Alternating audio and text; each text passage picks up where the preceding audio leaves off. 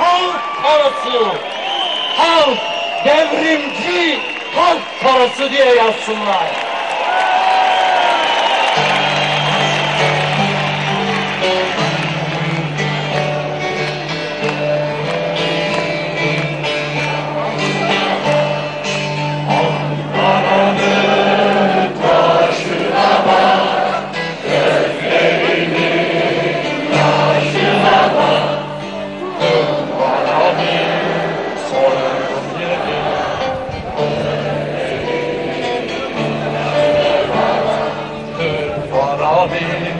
Soygun yedi şu feleği, işine bak, işine bak.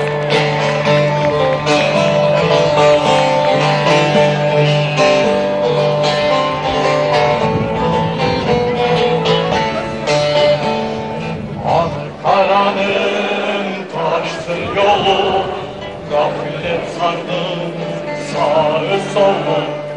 Ankara'nın taştır yolu, gaflet sardı sağı solu. Sen gösterdin atam bize böyle günler, doğru yolu, doğru yolu.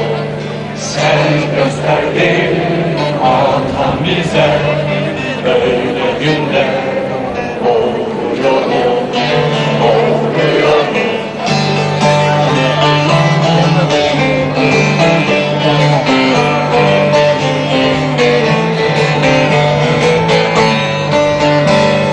Çağır çağır çağlayanım, kalkar gelir tan doğanım. Çağır çağır tan doğanım, çağlar gelir tan doğanım. 14 Nisan uyanış günü, hem insanım hem doğanım. 14 Nisan bir uyanış, hem insanım hem doğanım.